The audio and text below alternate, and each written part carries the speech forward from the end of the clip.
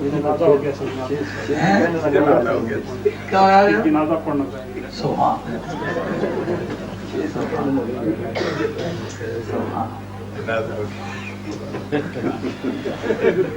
اسے جینے نہ دے تو پڑی جائے. اب تک مرا تو سن کے پتہ ہی گیا کیا جنازے نہ سوگ پڑی تھا.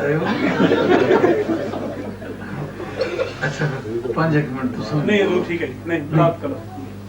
نہیں نہیں بالکل ٹھیک ہے. نہیں اگلی باری اگلی بار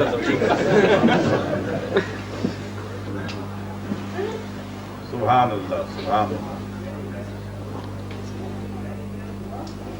الحمدللہ وکفا والسلام علی عبادہ الذین اصطفیٰ خصوصاً علی محمد المصطفیٰ سبحان اللہ تبارک القرآن المجید والفرقان الحمید. اعوذ باللہ من الشیطان الرجیم. بسم اللہ الرحمن الرحیم. فأوحى إلى عبده ما أوحى. صدق الله العظيم وبلغ رسوله الكريم ونحن على ذلك من الشاهدين والشاكرين والحمد لله رب العالمين. سبحان اللہ. إن الله وملائكته يصلون على النبي يا أيها الذين آمنوا صلوا عليه وسلموا تسليما.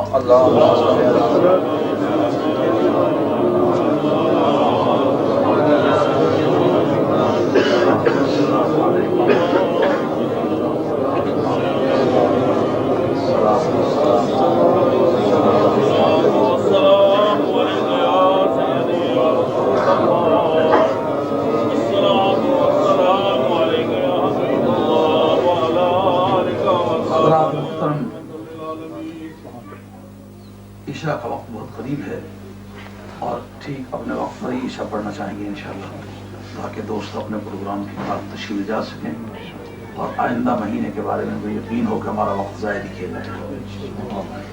اور تمام علماء کرام سے نہایت مؤدبانہ درخواست ہے کہ آئندہ اول وقت میں تشریف لائیں کی مہربانی فرمایا کریں. آج بھی جو بیانات ہوئے ہیں ان میں چند بیانات ایسے ہیں کہ سارے دوست وہ نہیں سن سکے. اس کا بڑا نقصان میں محسوس کرتا ہوں. اگر میں سمجھتا ہوں میری معلومات میں اضافہ ہو رہا ہے تو میں یہ باور کرنے میں حق بجانب ہوگا کہ ایسا کوئی آدمی حاضرین میں نہیں ہوگا جو کہے جی آپ کی معلومات میں تو ضرور اطلاعات ہوئی ہے اضافہ ہوا ہے لیکن مجھے پہلے سے یہ بات پتہ تھی. یہ صحیح نہیں ہے. اس کو استفادے کی غرض سے میں بھی اس مجلس میں حاضری دیتا ہوں. آپ بھی تشریف لائیں تو آپ یہ یقین رکھیں کہ کوئی نہ کوئی نئی بات ہمیں آری اطلاع میں آئے گی. اور کیسی خوبصورت باتیں. مثلا مولانا فضل احمد صاحب نے یہی ایک جملہ فرمایا ہے کہ میں معراج کے بارے میں خاص طور پر نماز کو سٹریس کرنا چاہتا تھا. اس میں اتنا کام کرو کہ آتے وقت آئندہ 11ویں شب ایک نمازی لے کے آؤ. لفظی طور پر ایک جملہ ہے لیکن بڑا انقلابی جملہ ہے. حضرت شاہ صاحب قبلہ نے بڑی خوبصورتی کے ساتھ کہ کعبہ شریف کے اندر جناب حیدر کرار کی ولادت ایک امر متواتر ہے. متواترات میں سے ہے اور متواتر کا لفظ علمی دنیا میں بڑا وزن رکھتا ہے. اور اس کو پھر انہوں نے صرف کہہ کے چھوڑا نہیں بلکہ ثابت کیا ہے. یہ باتیں اس وقت فضا میں گونج رہی ہیں. اور یہ کہ جناب خواجہ غریب نواز نے یہ بات کہی ہے کہ نہیں شاہ ہست حسین بادشاہ ہست حسین. اس کو بھی بڑی خوبصورتی کے ساتھ آپ نے نبھا کے دکھلایا ہے. اور ان کو بنا لا الہ جو کہا ہے اس کے بارے میں شہزاد نے شواہد پیش کیے ہیں. بہت اطمینان ملا ہے. تو 11ویں شب کوئی مقصد رکھتی ہے. یہ مشغلہ نہیں ہے ہابی نہیں ہے کہ ایسے تفریح اکٹھے ہو گئے. یہ دینی ضرورت کی چیز ہے تعمیر کی چیز ہے. اس میں آپ کا اور میرا موجود ہونا میرے ایمان کے لیے بھی ترقی کا باعث ہے آپ کے لیے بھی ترقی کا باعث ہے. ہمارے علماء عقائد کہتے ہیں کہ ایمان میں عروج و زوال نہیں ہوتے. وہ کہتے ہیں بحیثیت کمیت کے بڑھتا گھٹتا نہیں ہے بحیثیت کیفیت کے بڑھتا بھی ہے گھٹتا بھی ہے. جو کہا نا ابراہیم علیہ السلام نے لبے ارنی کیف تحیی الموتیٰ مولا کریم تو مردوں کو کس طرح زندہ کرے گا. تو پروردگار فرمایا کالا اولم تؤمن، تو اس پر ایمان نہیں رکھتا؟ انہوں نے کہا کالا بھلا ایمان تو رکھتا ہوں۔ جب سوال منفی ہو بلا جواب میں کہا جائے، جواب جو ہے وہ موجب ہوتا ہے، مثبت ہوتا ہے۔ آپ نے کہا اولم تؤمن، نہیں ایمان رکھتا؟ انہوں نے کہا بھلا رکھتا ہوں۔ تو پھر سوال کیوں کرتا ہے؟ کہا ولکن لیطمئن قلبی، تاکہ میرے دل کو اطمینان ملے۔ یہ اطمینان کیفیت کا نام ہے، کمیت اور مقدار کے اعتبار سے ایمان گھٹتا بڑھتا نہیں ہے۔ یہ ہے علماء عقائد کا جو پرنسپل ہے، یہ کہ وہ کیفیت کے بڑھتا بھی اور گھٹتا بھی ہے، اس کی قوت میں اور ذوق میں اضافہ اور کمی بیشی ہوتی رہتی ہے۔ یہ بات قرآن سے ثابت ہے۔ تو جب آدمی کا ایمان بعض عوارضات سن کے کمزوری کا شکار ہوتا ہے تو اس وقت ضرورت ہوتی ہے اس کو انجیکشن دیے جائے تاکہ اس کی جو ہے نا قوت کی کمی وہ پوری ہو جائے، یہ وٹامن اس کو ملے۔ جس چیز نے یہ سنا ہوگا کہ حضرت حیدر کرار کعبہ شریف کے اندر پیدا ہوئے، یہ بات جھوٹی ہے، اس کے ایمان میں جو قوت ہے وہ ضعف کا شکار ہوئی ہوگی یا نہیں ہوئی ہوگی؟ تو جب اس کو یہ پتا چل گیا ہوگا کہ یہ بات تو متواترات میں سے ہے، لکھنے والے کی بات تو میرے مطالعے سے گزرے گی تو پتا چلے گا کیا اس نے کہا ہے، لیکن اس وقت تک جو مجھے پتا چلا وہ یہ ہے کہ لکھنے والا کہتا ہے کہ یہ چونکہ مستدرک نے یہ لکھی ہے اور مستدرک جو ہے وہ شیعہ ہے، اس لیے اس کی بات معتبر نہیں۔ میں یہ پوچھتا ہوں اگر شیعہ خدا کو ایک کہہ دے تو صرف اس وجہ سے تو منکر ہو جاؤ گے کہ شیعہ نے بات کہہ دی ہے؟ اور یہ تمہیں بتلایا کس نے ہے کہ شیعہ ہونا ضعف حدیث کا باعث ہے؟ اگر اعلیٰ حضرت فاضل بریلوی رحمۃ اللہ فتاویٰ دیکھیے، انہوں نے کہا کہ لفظ شیعہ کا استعمال حدیث کی قوت کو کمزور نہیں کرتا، ایک بات۔ دوسرا انہوں نے فتاوے کے اندر لکھا 34 راوی بخاری کے شیعہ ہیں۔ آئی بات خیال میں؟ 34 راوی بخاری کے شیعہ ہیں۔ اگر شیعہ ہونا حدیث کے عدم قبول کا ذریعہ ہے تو پھر بخاری کی حدیث کو کیوں قبول کیا جا رہا ہے؟ ہاں، یہ تو اعلیٰ حضرت رحمۃ اللہ علیہ کی تحقیق ہے۔ حضرت امام جعفر السیوطی، آپ کی تدریب الراوی شرح تقریب النواوی، وہ کہتے ہیں 80 سے زیادہ بخاری کے راوی خارجی ہیں۔ ہاں، شیعہ کے مطلب کفر کا فتویٰ نہیں ہے، رافضی کے مطلب کفر کا فتویٰ ہے۔ ہاں، رافضی اور ہے، شیعہ اور ہے۔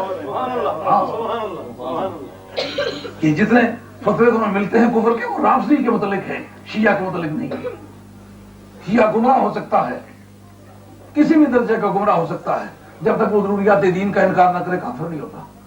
اسی لیے میں نے ان ایام میں یہ تردید کر دی تھی کہ ہر شیعہ ہمارے نزدیک گمراہ ہو سکتا ہے، لیکن کافر وہ ہوگا جو ضروریات دین کا منکر ہے۔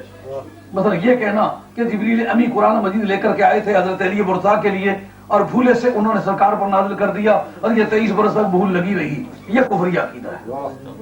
یہ کہنا کہ جناب سیدہ عائشہ رضی اللہ تعالیٰ عنہا پر جو تہمت لگی ہے وہ تہمت نہیں تھی، وہ سچائی تھی، یہ عقیدہ کفریہ ہے، اس لیے کہ قرآن مجید نے ان کی پاک دامنی بیان کی ہے، وہ آدمی قرآن کا منکر ہے، ان وجہ سے کافر ہے۔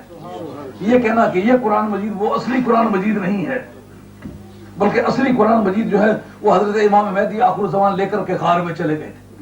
کتنی انوکھی بات ہے، اگر کوئی عقل رکھنے والا آدمی تو یہ کہے یہ مذہب کا سٹرکچر ہے۔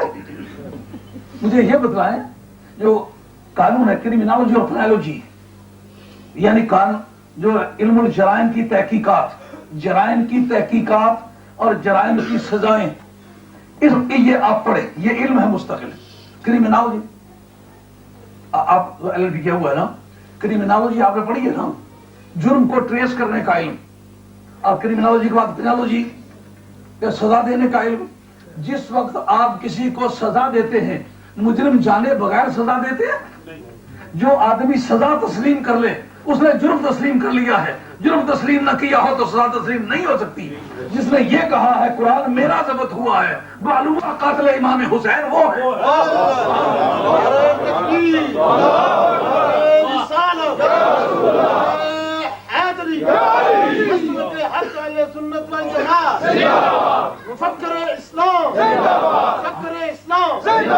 ہمارا قرآن مجید یہ ہے جو 30 پاروں کی صورت میں اس وقت مسلمانوں کے ہاتھوں میں موجود ہے۔ ہم اس قرآن مجید کو مکمل سمجھتے ہیں، یہ ہمارا قرآن ہے۔ اگر حضرت امام عالی مقام کو ہم نے آزار پہنچایا ہوتا، ہماری طرف سے وہ گسند انہیں پہنچا ہوتا تو ہمارا قرآن مجید ثبت ہوتا۔ تو کہتا ہے تیرا قرآن لے کر کے حضرت امام مہدی آخر الزمان چلے گئے، یہ سزا ہے کہ نہیں؟ ہے کسی قوم کی کتاب ضبط ہو یہ سزا ہے کہ نہیں؟ ہے تو جس قوم کی تم نے سزا تسلیم کی ہے، پہلے مجرم تسلیم کیے بغیر سزا تسلیم کی ہے، معلوم ہے تم نے اقبال جرم کر لیا یہ مان کے کہ وہ قرآن مجید میرا ضبط ہوا ہے، وہ قرآن مجید اگر تیرا ضبط ہوا تو مجرم بھی تو ہی ہے۔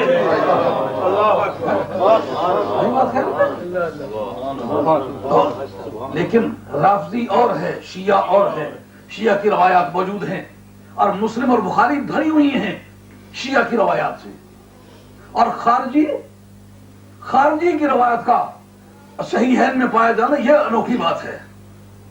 وہ خارجی مثلا اکرمہ مشہور شخص ہے، خارجی ہے، کس نے لکھا ہے؟ علامہ بدر الدین عینی نے عمدۃ القاری شرح بخاری میں لکھا ہے۔ کس نے لکھا ہے؟ فتح الباری شرح بخاری کے اندر لکھا ہے، حضرت امام حجر اسقلانی نے لکھا ہے، ابن بطال نے لکھا ہے، ارشاد الساری شرح بخاری نے لکھا ہے، امام قسطلانی نے لکھا ہے۔ کس نے لکھا ہے؟ ابن خلقان نے لکھا ہے۔ کس نے لکھا ہے؟ امام الدین ابن کثیر نے لکھا ہے۔ اگر یہ اتنا پکا خارجی ہو کر پھر بخاری بھری ہوئی ہو اس کے بیان سے کسی کو اعتراض نہ ہو، خارجی پر ایک جملہ سنیے، فتح جو حضرت مفہم ہے نا امام قرطبی کی شرح مسلم شریف کی شرح، وہ انہوں نے خارجی کو کفر کا فتویٰ دیا، لیکن سنے ذرا کفر ثابت کس طرح کرتے ہیں، بڑا دلچسپ ہے، مزہ ہی آ جاتا ہے۔ اور اتنا لوگوں نے سخاوت برتی ہے، اعلیٰ حضرت رحمۃ اللہ خارجیوں کو کافر کہا ہے، لیکن فقہا کہتے ہیں وہ خارجی کافر نہیں، متکلمین کہتے ہیں خارجی کافر نہیں، اور کافر نہیں کن حالات میں؟ جبکہ حضرت کرار کو کافر کہتے ہیں۔ اور صدیق اکبر رضی اللہ عنہ کی شان میں اگر اس طرح کی باتیں کرنے والا ہو کیسا ہے وہ؟ اس کو کافر کہتے ہیں۔ خلافت کے منکر پر کفر کے فتوے دیے ہوئے ہیں، حالانکہ صحابہ میں حضرت سعد بن عبادہ انہوں نے نہ بیعت کی تھی نہ خلیفہ مانا تھا، اور سب کتابوں کے اندر لکھا وہ موجود ہے، لیکن ہم تو صدیق اکبر رضی اللہ عنہ کو خلیفہ برحق اور امت مسلمہ کا سردار اور تمام مسلمانوں کے ایک متفقہ شخصیت سمجھتے ہیں جتنے بھی اہل اسلام ہیں، لیکن ان کے بارے میں چھوٹی موٹی بات کریں تو کافر۔ یار کتنی سخاوت حضرت علی کو کافر کہے جو سب سے پہلا مسلمان ہے، اس کو کافر کہے تم سخاوت برتجی یہ کافر نہیں ہوا؟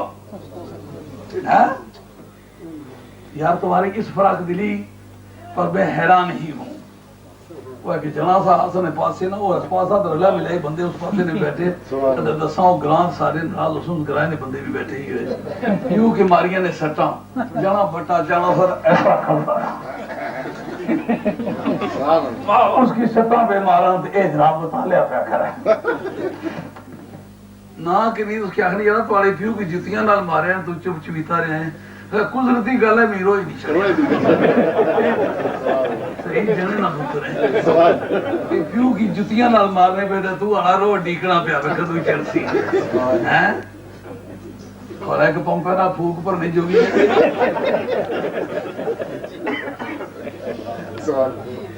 یہ خارجی کو کافر نہیں کہنا، لیکن حضرت امام قرطبی نے بڑا خوش رہے وہ کہتے ہیں میرے نزدیک کفریات خوارج کے لیے بخاری کی وہ حدیث ہے جو کہ نصف درجن کے ہیر پھیر میں بخاری بار بار اس کا ذکر کیا، سرکار مال غریبت بانٹتے ہیں اور وہ آدمی کہتا ہے وہ تو سنا میں اسمبلی دا ممبر یہ لگے جڑے نہ نہ رکھیا اس نے نائب پر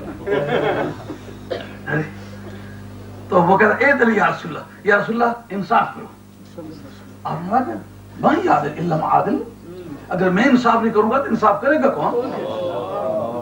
اس حضرت فاروق اعظم رضی اللہ عنہ کہا اجازت ہو نام نہیں فاروق اعظم رضی اللہ عنہ دو آدمیوں کا ذکر کرتے ہیں محدثین، ایک حضرت خالد بن ولید کا اور ایک حضرت فاروق اعظم کا، حکم ہو تو اس آدمی کی گردن اڑا دوں یار گردن اڑانے نہ صحیح دیارا تو انہیں بدریاں تلواراں چمکڑیاں سی پئیاں انہیں کوئی جنا کر حکم دیو نا جی مدہ تو سا تو خیر ویلے ویلے نہیں گلائیں گردن اڑا دوں سرکار فرمائے نہیں یکون من زیدہ ہی قوم اس کی اصل سے آگے چل کر کے ایک ایسی قوم پیدا ہوگی کہ اے عمر ان کی نمازوں کے مقابلے میں تمہیں اپنی نمازیں حقیر نظر آئیں گی ہوں ذرا گل کرو نا، اس کا مطلب وہ خارجی پکے نمازی اصل جہاں کہ سرکار نہ بھی نہ کہ نہ استنجا ہی نہ ذکر کر سو آسان جی استنجا سب کو بڑی چیز ہے، اس تو کہ جی سب لوگ زیادہ مسواک بڑی چیز ہے سنتی، اس کو لگا بہت سن جی سب لوگ بڑی چیز الوا کھانا سنت یہ سنتا سب سے عزیز سنت اولاد فاطمہ سے پیار کرنا ہے۔ ایسا بتاؤ کہ جس سنت کو نبی پاک علیہ الصلوۃ والسلام نے ضروری قرار دیا ہو وہ سنت، لیکن قرار ضروری دیا ہو کہ جو ان سے پیار کرتا ہے وہ مجھ سے کرتا ہے۔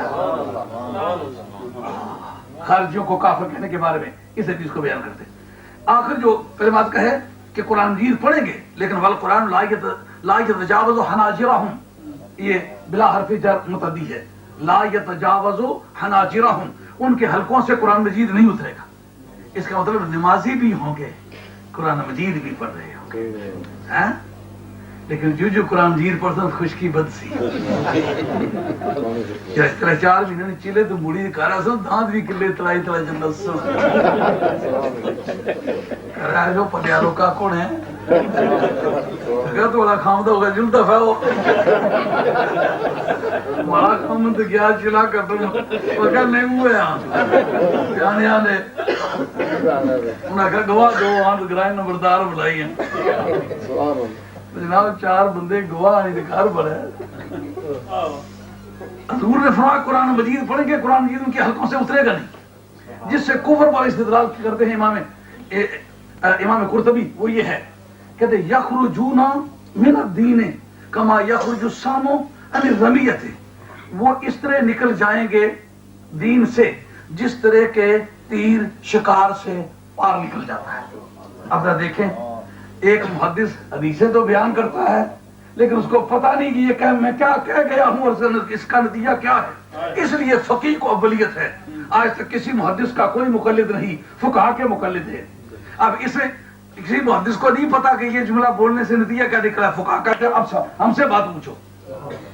کہانیاں بنائی تو کنی کس نے پولیس والے مجھے لگتا ہے کسی دینے تو وکیل آنے شکر ہے قانون انہیں سے جاننا نہیں تو ساری دنیا ہی فائل آ گیا۔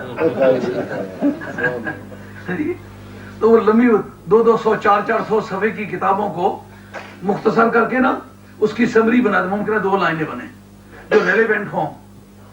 اس جگہ وہ کہتے ہیں کہ جو تشبیہ میں مدار حکم ہوتا ہے وہ وجہ شبہ ہوتی ہے۔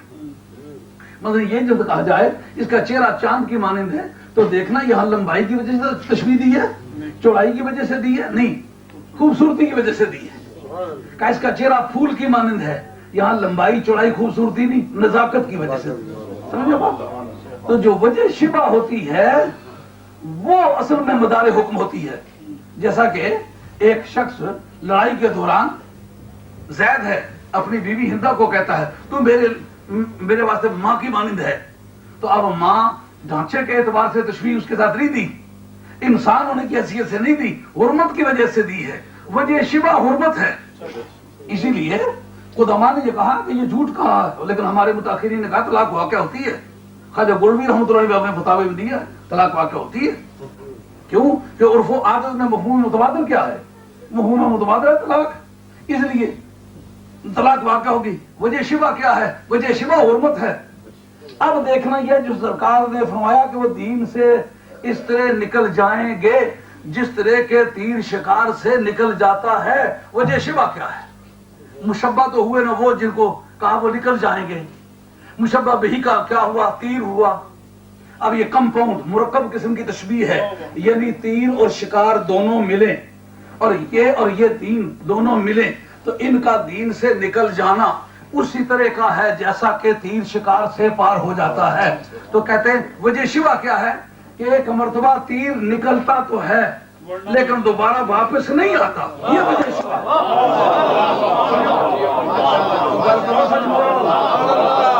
تو بڑے ماری دائیں لیکن ایمان نہ دسو گل پلا بھی پہنی پہ کہ نہیں پہنی۔ نعرہ تکبیر، نعرہ رسالت، حیدری، غوثیہ، بکر اسلام۔ ٹیچنگ کی کوئی فیس بھی ہونی چاہیے کہ نہیں؟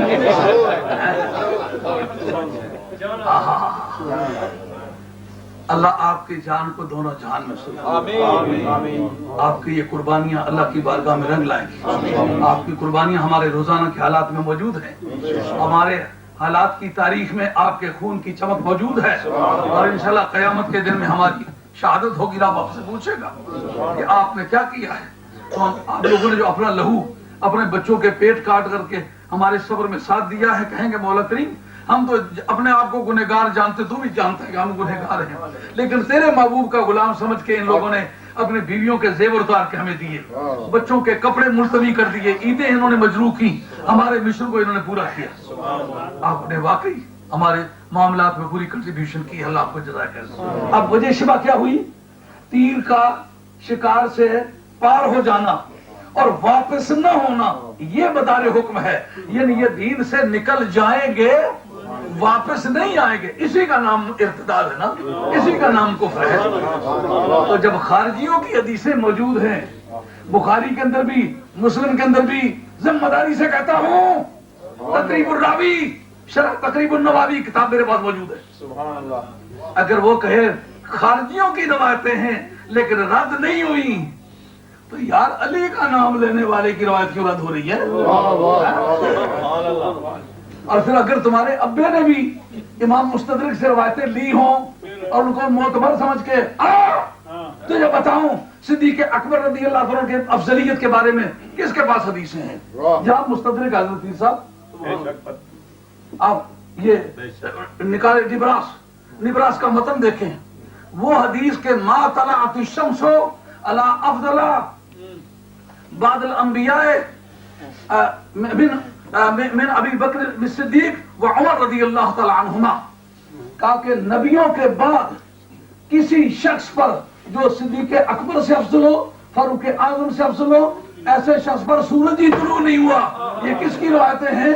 یہ مستدرک کی ہیں، اور امام مستدرک امام حاکم حضرت صدیق اکبر کو، فاروق اعظم کو پوری امت کا سردار نہیں، انبیاء کے بعد پوری انسانیت کا سردار کرا دے، یہ کام تو کیا مستدرک نے ہے۔ اس کو شیعہ کہتے تو ہے تمہاری سوچ میں۔ رہ گئی بات حضرت علی کا نام پیار سے لینا، پھر تو سرکار پر الزام دو۔ سرکار جتنا پیار حضرت علی سے کس نے کیا؟ یا علی انت اخی فی الدنیا والآخرہ، علی نے میرا ہوا جفا ماریے دوئے تمہارا پڑھا ہے۔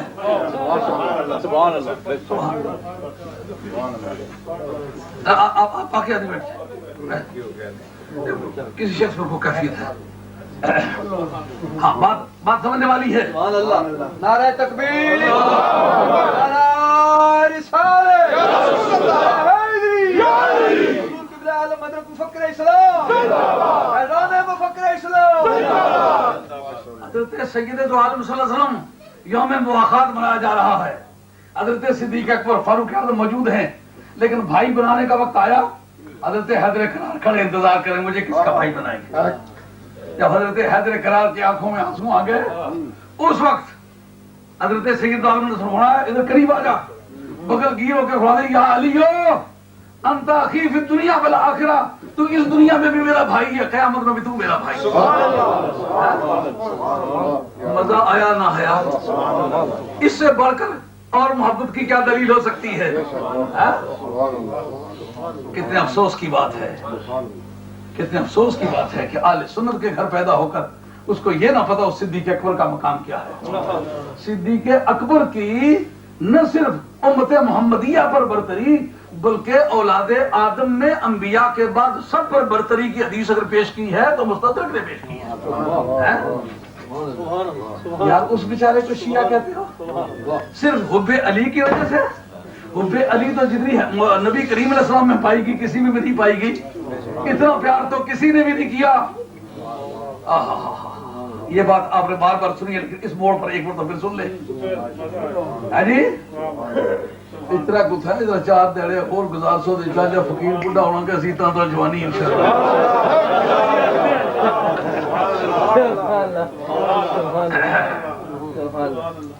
جس وقت مکہ شریف سے چلنے لگے تو اس وقت آسمانی قدسیوں میں جن میں مواقعات تھی، دو فرشتے آپس میں بھائی بن گئے.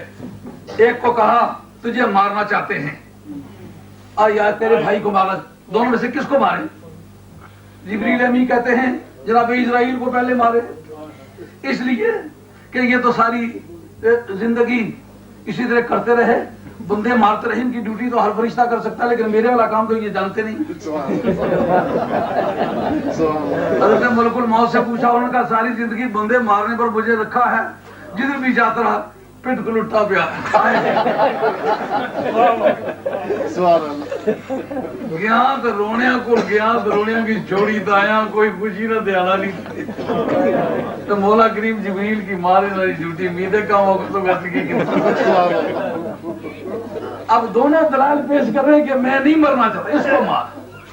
اس نے کہا کہ تم کہتے تھے کہ کیوں بنانے لگا انسان بڑا فسادی ہوگا، آج آؤ تمہیں بتلائیں انسانیت کے جوہر. اور جنیاں گلاں دنیا جرا سنو سکی ہو. آپ نے جانا حضریاں اے معمولی نذرانہ نہیں. فرشتے آئے نا زمین پر تو تکیا اگے گلاں پئی ہون سرکار دی حضرت مولا محترم کیا کرنا کیا چاہیے. انہوں نے کہا یا رسول اللہ کوئی خطرے والا کام آنا وہ علی کی دیو جا کوئی محفوظ کام اپنے ذمہ کروں. انہوں نے کہا گل اے کہ اچھا تو کہ میں چھوڑی تے کسنا چاہنا ہے یہ صبح امانتاں بھی دینیاں نالے رات نے وقت جڑے مارنے واسطے ہے سنو تے او انہوں نے مقابلے واسطے تو کی چھوڑنا. انہوں نے کہا یا رسول اللہ جے موت تساں نے بسترے پر رسینا تو موتوں کی آنکھوں جلدی ہے. گل ہوئی نہ یارا ایویں منہ نال بانیاں تو سکلیاں ہی لیکن تلوار کی تار پر کھڑے ہو کے تو پیار نے چلے کی اچا کرنا یار بندے نہ کام دے. تو ماہی نہیں سی جس آخیا سا وہ یار ٹائم ہی ختم ہو گیا. نہیں خیر نہیں لیکن نہیں پھر دوسری بار اس نے دیا نا میں تو نہیں پتا.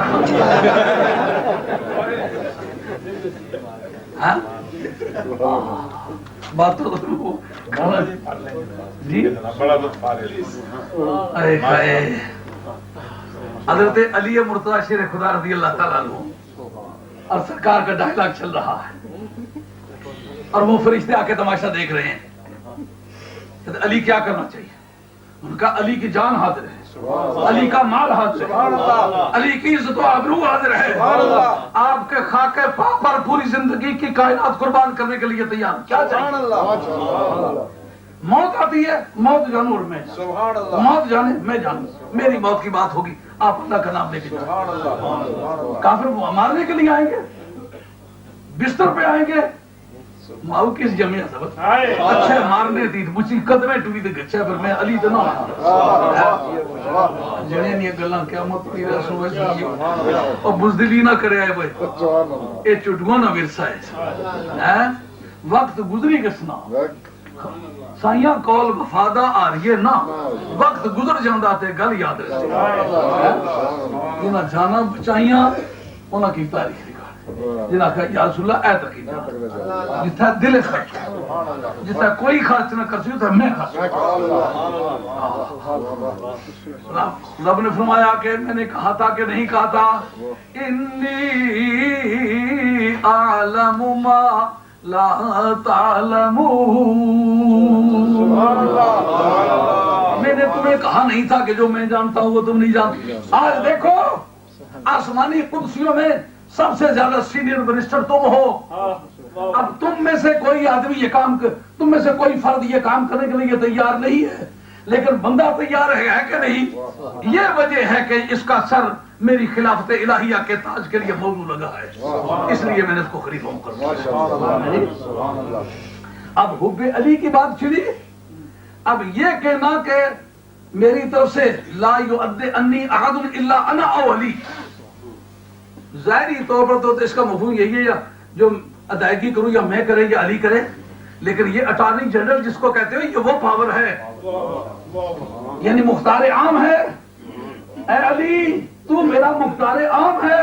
اور ادھر ہے نا یہ بات کیوں بھائی ان کا آل کا لفظ جس کے لیے استعمال ہوتا ہے وہ اٹارنی جنرل ہمارے قانون میں ہو سکتا ہے عربوں کی تہذیب میں یہ کسٹمری لا کے تھا.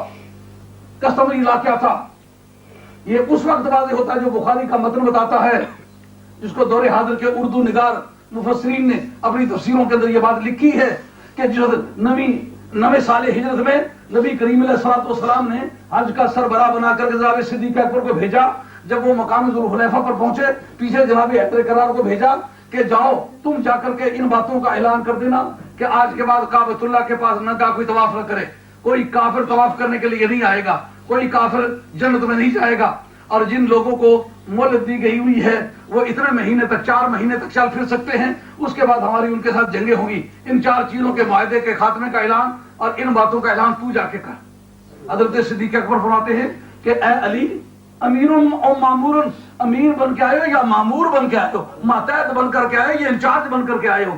ان کا جناب میں مامور بن کے آیا ہوں، امیر بن کے نہیں آیا ہوں. ان کا پھر ان باتوں کا اعلان تو میں بھی کر سکتا ہوں. ان کا سرکار سے جا کے پوچھے علامہ بدر الدین عینی، عمدۃ القاری شرح بخاری، فتح الباری شرح بخاری، دور حاضر کی جو اردو میں لکھی ہوئی تفاسیر ہے وہ اٹھا کے دیکھو اس میں کیا لکھا ہوا ہے. کہتے ہیں جب واپس آئے صدیق اکبر رضی اللہ عنہ کہنے لگے یا رسول اللہ میرے بارے میں کوئی آیت تو نہیں نازل ہوئی؟ ان کا آیت نہیں نازل ہوئی. ان کا پھر اس بارے میں مجھے امین کیوں نہیں سمجھا کہ میں یہ اعلان کر دوں؟ فرمایا کہ یاد رکھ تو میرا برحق قسم کا خلیفہ ہے، تجھے میں نے اپنی جگہ مقرر کیا ہے کہ تو لوگوں کا امیر حج ہو، لیکن یہ معاملہ ہے لوگوں سے برتاؤ کرنے کا، اور اس میں ایک کسٹمری لا ہے. وہ کیا ہے کہ میری طرف سے ان کا اعلان یا میں کر سکتا ہوں یا میری آل کر سکتی ہے، کیونکہ تو میری آل میں سے نہیں ہے اس لیے نہیں کر سکتا. کلو تقین نکین فاپا آری علی چکی پیڑی ہو بیج لازور کو سامنے گیا گلاؤں سے سمجھے بات. اب جناب حیدر کرار شیر خدا رضی اللہ تعالیٰ عنہ صبح کے وقت امانتیں دینا چاہتے ہیں. اب کیا وجہ ہے؟ اور کوئی دینے کی پوزیشن میں نہیں ہے. ادھر پیغام سنانا چاہتے ہیں، کوئی اس کے پیغام سنانے کی پوزیشن میں نہیں ہے. اس جگہ وہ پرانی جو بار بار کہی ہوئی بات ہے خواجہ گولوی رحمۃ، اس کا نیا رنگ ہے کہ حب نبی ہے میرے علی، میرے علی ہے حب نبی، لحمی جسموں کا جسمی فرق نہیں باب انبیاء، کچھ فرق نہیں ماں بہن پیا. جہاں تک شیعہ کہنے کا سوال ہے وہ صرف مستدرک کو شیعہ نہیں کہا بلکہ امام عبدالرزاق کو شیعہ کہا ہے کہ نہیں؟ اس کی وجہ سے حدیث نور تم نے مسترد کر دی ہے. شرم کرو کچھ ہے نا. حدیث نور کے بارے میں تو تم کہو حب علی کی وجہ سے قدماء میں لوگ شیعہ کہہ دیتے تھے، وہ کسی مذہب کا نام نہیں تھا بلکہ محبان علی کو شیعہ کہتے تھے. اس وجہ سے اگر شیعہ کہا جائے تو صحت حدیث میں کوئی اثر نہیں پڑتا. ارے جس طرح ان کو کسی نے اپنی تنگ دلی کی وجہ سے شیعہ کہا، اسی وجہ سے کسی نے تنگ دلی میں آ کر کے ان کو شیعہ کہہ دیا. تو جو پکے شیعہ ہیں وہ تو 34 راوی ہیں بخاری کے، ان حدیثوں میں سے کوئی حدیث تم نے رد نہیں کی. تو اس کا مطلب یہ کہ تم شیعہ ہونے کی وجہ سے رد نہیں کرتے ہو، بغض علی کی وجہ سے.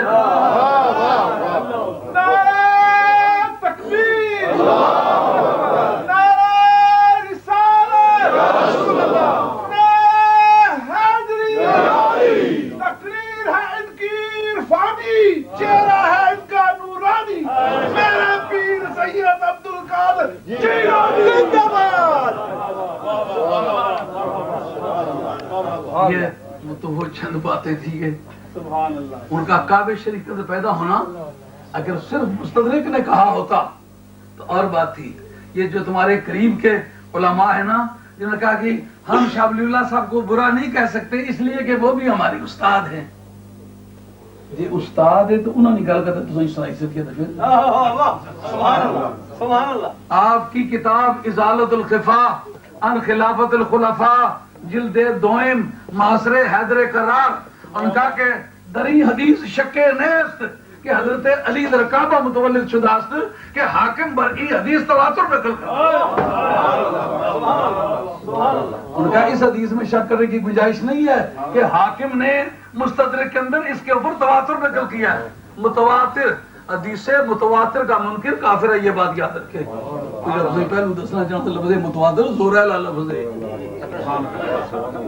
مثلا یہ جو اس وقت نبی کریم علیہ السلام کا روزہ شریف ہے مدینہ شریف بنا ہوا، اس کے بارے میں کوئی آیت آپ لوگوں کے پاس ہے جی؟ کوئی نہ، کوئی ایسی حدیث مرفوع جو خود سرکار نے بیان فرمائی ہو کہ یہ میرا روزہ ہے؟ یہ تو روزہ بننے کے بعد تو حضور نے فرمایا کچھ نہیں۔ جب حدیث بھی موجود نہیں ہے اور قرآن کی مجید کی آیت بھی موجود نہیں ہے، مجھے یہ ذرا سوچ کے بتلاؤ کہ اس وقت اگر کوئی کہے یہ حضرت سید دو عالم علیہ السلام کی قبر شریف نہیں ہے، کیا حکم ہے اس کا؟ کافر ہے۔ ثبوت کیا جی جناب؟ تواتر، سمجھو تواتر اس کے لگے نے پچھو مڈو چلی آئی ہے، کسے روک ٹوک نہیں کی تھی، مننے چلے آئے متواتر لگاتار پیو دادیوں یہ کجبانے آئے۔ اب یہ قرآن مجید آپ نے کبھی جبریل امی کے ہاتھ میں دیکھا؟ آپ کے سامنے کوئی آیت آئی؟ آپ نے سرکار کی بارگاہ میں جبریل امی کو پیش کر دے دیکھا؟ جس وقت صحابہ نے قرآن مجید اکٹھا کیا 2 گتوں میں بند ہوتا ہوا آپ نے خود دیکھا نہیں؟ پھر یہ کس نے ثبوت ہے آپ کے پاس کہ یہ قرآن مجید جو اس وقت چھپا ہے، پنڈی چھپا ہے، ہندوستان میں چھپا، یہ وہی قرآن مجید ہے؟ آپ نے دیکھا تو نہیں ہے نا؟ نہ جبریل کو دیکھا ہے نہ سرکار کو دیکھا ہے، ثابت کس طرح ہوا یہ وہی ہے؟ تواتر سے ثابت ہے۔ اب اگر کوئی کہے جی میں تکیا نہیں جی اپنی اکھر میں کہہ پا نہیں کوئی پکا جا یہ یقین نہیں ذکر نہیں بزرگ یقین کی تو ذکر آنے۔ اگر کہے جی میں انکار تو نہیں کرتا لیکن مجھے یقین نہیں، میں علماء کرام سے پوچھتا ہوں، آپ حضرت مجھے سوچ کے بتلائیے، اگر یہ کہے کہ اس قرآن مجید کے اس قرآن مجید ہونے کا مجھے یقین نہیں جو آسمان سے آیا ہے، کیا حکم ہے اس کے بارے میں؟ کافر ہے۔ ثبوت آپ کے پاس کیا ہے؟ تواتر۔ تو جس طرح وہ متواتر ہو کر ایک بائنڈنگ اتھارٹی ہے، اسی طریقے سے جناب حیدر کرار کا کعبے کے اندر متولد ہونا یہ امر متواتر ہے۔ پھر انشاءاللہ کسی دوسرے موقع پر گفتگو کریں گے کیونکہ ٹائم اوور ہو رہا ہے۔ بات تو اصل میں کرنی تھی وہی پر فَأَوْخَى إِلَىٰ عَبْدِهِ مَا أَوْخَى۔ ایک رہن دیت بڑا خیال ہے کیا 10 منٹ پھر لمبی ہوئی گی ایسی گل جنہوں نے وضو پجنے تو اٹھنے پر آئے نہ تو گھنٹی ماری میں رکھے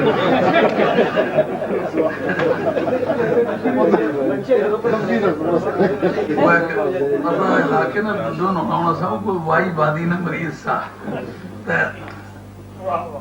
اسے نمازی بنائی کھڑے نا سردیاں نے موسم چوس کی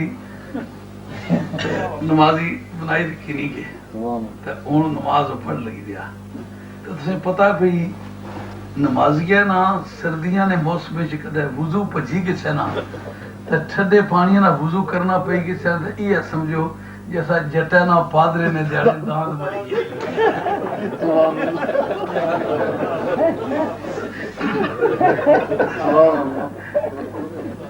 ایک سمجھے پئی گئی نا وہ جناب جلے کو رہے نمازاں اوکڑنا واسطے گئے نا وہ بیچارہ نہ اوکڑا وہ نالے نے کہ نہیں پتا اس کی پرابلم کیا ہی دعا بندہ جس نال نمازی اس کی بناس ہو سکا وہ لڑنا اڑنا اس کا اڑنے جوگا نہ رہا بجے توتے وضو بھی ہونے نا تو زیادہ دیر لگی اسی گل بڑی مزیری ہے کیونکہ مسئلہ ہے وہی کا تو وہی جو ہے یہ کئی شکلوں میں آتی رہتی ہے۔ میرا خیال ہے کہ وہی پر گفتگو پھر کسی دوسرے وقت میں کریں گے کیونکہ وہ مسئلہ بڑا دلچسپ ہے مگر ہے لمبا ہے کہ وہی کی قسمیں کل کتنی ہیں، وہی لاتا کون رہا ہے، وہی کبھی فرشتے کے ذریعے سے آتی ہے کبھی بغیر فرشتے کے آتی ہے، کبھی فرشتے کو علم ہوتا ہے کبھی نہیں ہوتا۔ تو یہ عقیدہ رکھنا کہ جب تک فرشتہ نہ لائے نبی کو پتہ نہیں ہوتا، یہ سراسر باطل عقیدہ ہے۔ ایسا ہوتا رہتا ہے کہ فرشتے کو پتہ ہی نہ ہو تو وہی چلتی رہے۔